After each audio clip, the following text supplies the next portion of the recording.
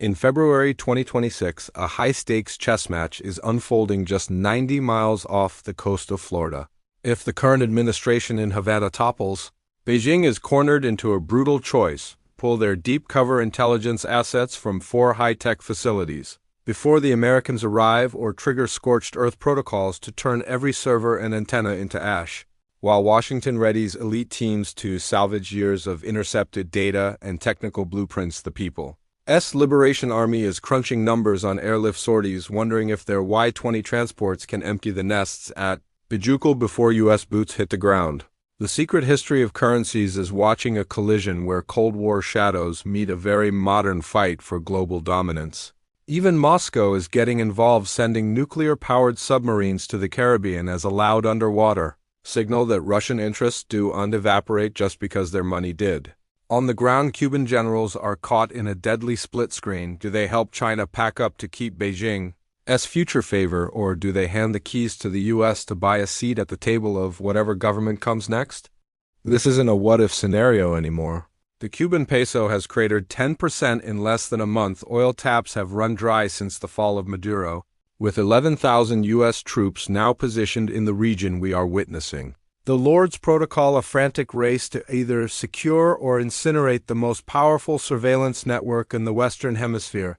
Let's look at the hard evidence. Starting with Bejucal, this site isn't just a relic, it's the crown jewel of Cuban signals intelligence. During the 1962 missile crisis, this area was a parking lot for Soviet nukes. Today, it's a Chinese listening post.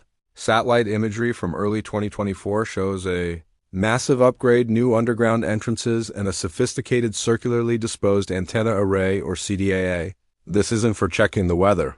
It is 175 meters of precision-engineered hardware designed to sniff out radio signals from 3,000 to 8,000 miles away. This massive ring allows China to track every flight path and maritime movement across the entire southern United States. Further south at El Salao, analysts spotted a massive new construction project that sat hidden until 2021.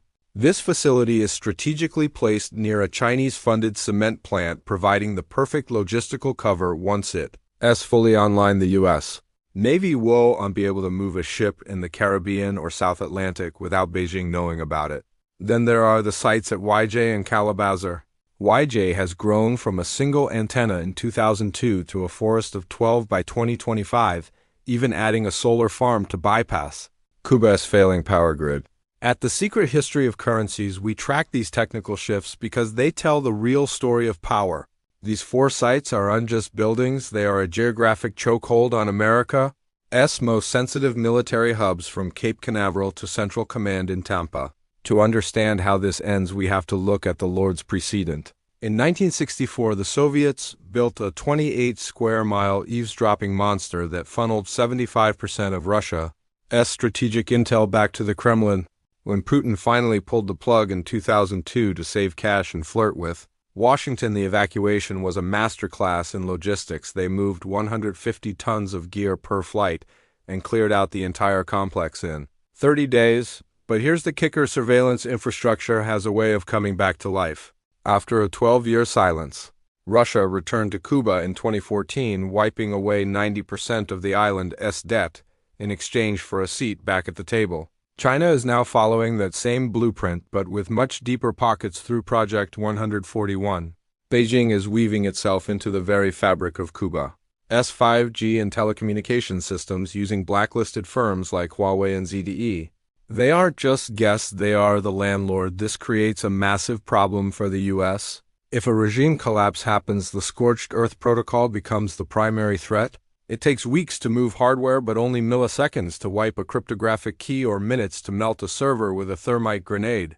The U.S. would have to launch a lightning-fast seizure operation, likely helicopter-borne teams from Guantanamo Bay, to stop the data from being deleted forever. We are already seeing the sparks of a Cuban Missile Crisis.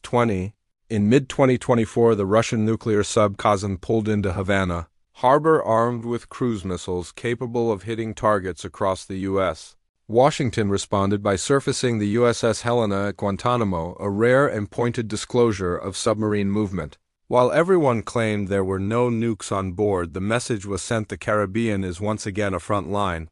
Unlike 1962, this isn't a two-player game. With China, Russia, and the US all vying for control, the room for a back-channel deal is shrinking fast.